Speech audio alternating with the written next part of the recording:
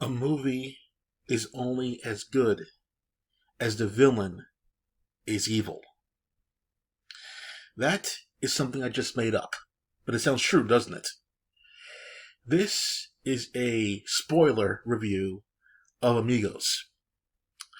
I'm not going to say every single thing that happens in the picture because it's a damn 2.5 hour picture, but I had to make this video because there's only one more showing left at Empire where I usually go, and it has one of the most unique concepts I've seen in a movie I've ever seen. I've seen movies with like twins or whatever, and things go wrong, things like that, and if they help each other, then like something goes wrong. I've seen twin movies before, but this is different, very, very different. And I know that Bollywood movies sometimes borrow stuff from America, so I don't know where they got this from exactly, but this is a completely unique concept I've ever seen. And the guy in the middle over here is, and I've seen a lot of fucking movies, boy.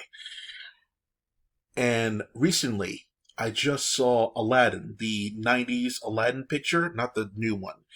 I don't even remember Jafar from the new one with Will Smith. I don't remember that guy, but I still remember Jafar from Aladdin. And Jafar from the original Aladdin is not one of, if not the most vile motherfuckers ever to be on screen. I think of Scar a close second, but Jafar from Aladdin, he cozied up to the king to become like the second in command, wanted to marry the guy's daughter to take over power of the kingdom.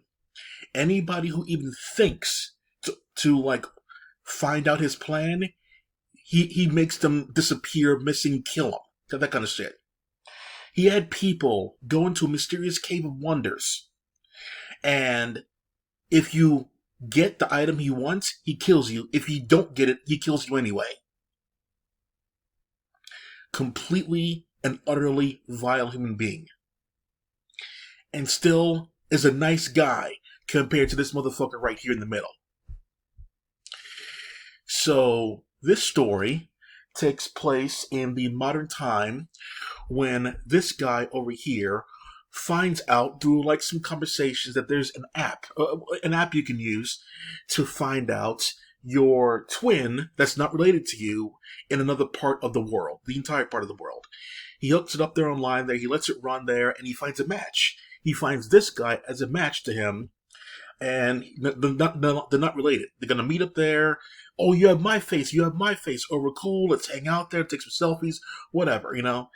However, in that time, this guy calls in on the phone, and there's a third match to a guy that looks like him.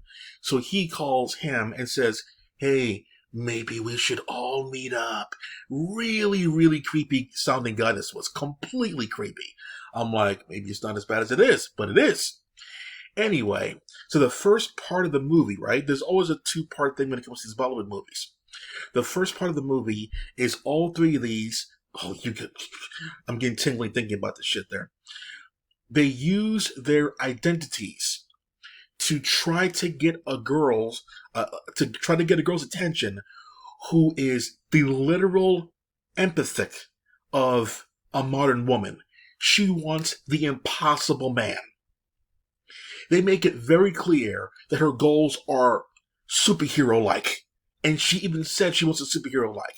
She wants a guy to run around a super huge lake in a matter of like minutes, when it takes like an hour or so to do so.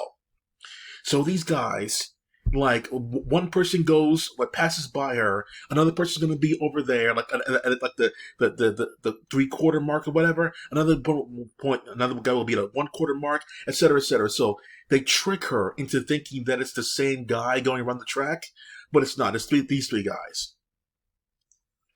And she made some impossible scenario to her suitors. They're like, if one person steals my chain, if one person steals my phone, and one person steals my purse, which one do you go after? Her suitors picked one option. The different options, and all of them were wrong. I'm going to get the purse. I'm going to get the phone. I'm going to get the chain. They were all wrong. The answer that she was looking for, her main suitor wanted to get all three of them. The bad guys The thieves went in completely different directions, but she wants one guy to be able to get all three. That's what she wanted, and because there happened to be three of them, he was able to do it. In my scenario that I thought of when I saw the thing, it's possible for me. It's possible for me or anybody to get all three if you think carefully about that. They're obviously going to meet at a certain point. Once they meet all at a certain point, you follow one of them. And once they meet at a certain point there, you take out all three, and you get all three of them back without having to run all the directions. Just follow one of them and see where they all meet up. Bingo. So anyway, eventually they start hooking, they start like feeling for each other, lovey-dovey, get the dancing numbers going in there, the usual stuff in the beginning part of the movie. And then something's raveling later on when this guy is trying to think of a particular scheme. Using this guy, the nerd, switching places with him, right? So, in the cliffhanger point of the movie, so this guy tricks this guy to taking the fall for something that he did. So the police arrest him, thinking that it's him. But for some reason, they don't look at this guy. This guy here, he has a 6th digit on the back of one of his pinkies. It's not shown here, but the cops don't see that. So they think it's this guy. They finally got their man after all these years. They think it's him. It's not really him. So that's the main cliffhanger point. And then eventually later on in the beginning part of the next part of the picture, we find out the backstory of this guy. Oh my motherfucking God. This motherfucker is pure, unadulterated evil. I would say this guy and Mr. Burns are the same kind of guy. From The Simpsons, yeah, excellent. That motherfucker doesn't care about anything. He does not care. So, this motherfucker, he's using alias, by the way. So, I'm letting you know this right now, right? This guy uses this guy's identity to infiltrate his family and marry his girl instead. He sends this guy on a one-way trip to unconscious Comaville and takes over his life. So he helped get this guy's girl, and now he's going to try to marry this guy's girl, and he's trying to trick the family, but he's acting kind of weird. His mannerisms are different than the way this guy acts, and the family's getting kind of suspicious about things. We later find out in this picture that this motherfucker is the most evil, vile motherfucker of all time. What I'm about to tell you right here may not even make YouTube, okay?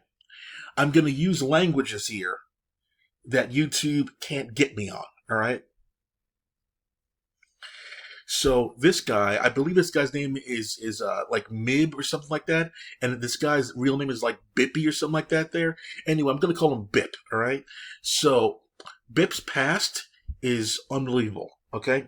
So, there was a particular time, someone betrayed him, right? One of his ranks betrayed him.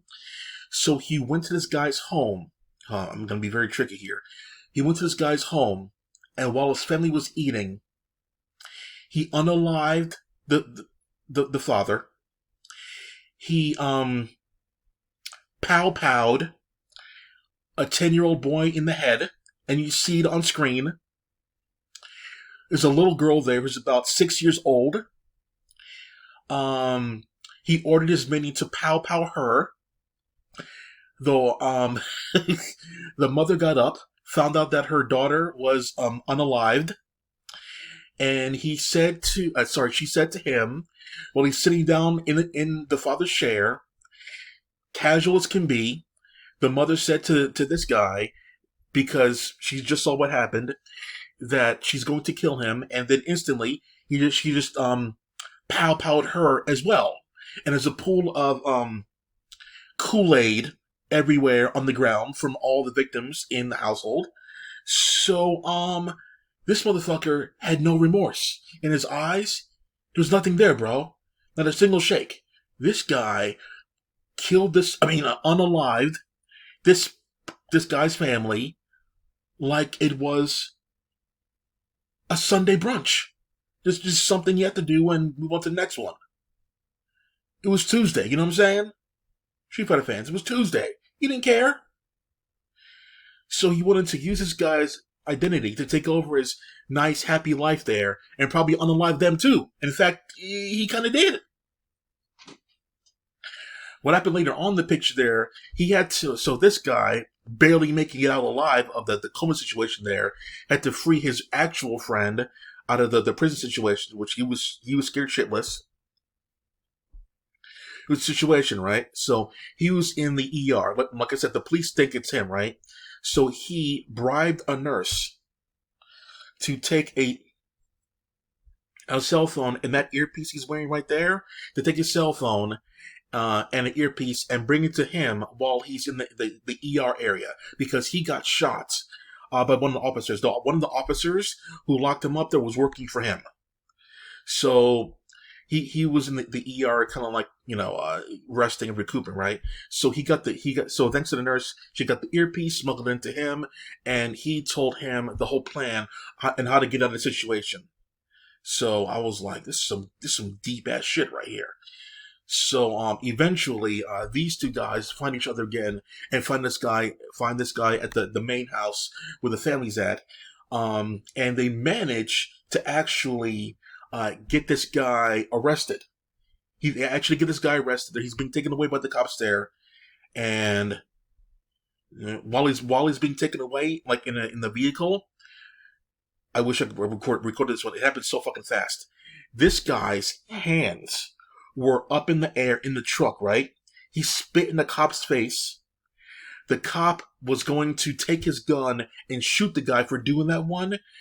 This guy's legs was free. He kicked the gun out of the guy's hand and then made the gun pop in the air, a little bit in the air in the truck, and it landed in his hand, and he shot the cop. And then off of that one, he shot his other handcuff and released himself from that. I'm like, what? The car flipped, the truck flipped over, he got in the back. He already had help getting out of there, and this time, he got out of the prison thing, and he went right to this motherfucker's home. Everybody in his family was alive and cool at that point. As soon as he escaped, he killed this guy's uncle, aka best friend. He was playing a hostage game with him, he just killed him anyway. He did not care. Oh my motherfucking god. Big struggle between these two at the end there, and so many back and forth. This motherfucker was looking at he was like, the angle in the camera, he was pure evil. He did not care at all about anything. This guy, pure evil, bro. I don't think I can't see a guy who'd be more evil than this guy.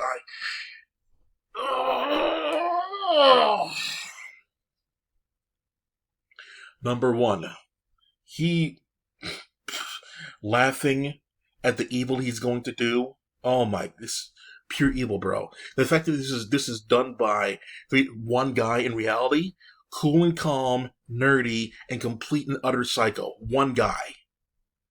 Unbelievable performance. I was feeling every single character in that movie. It felt like three different people, because this guy was completely different every single time. Just ridiculous. A+ fucking movie right here. Oh my god. Alright, that's it for now. Clack off.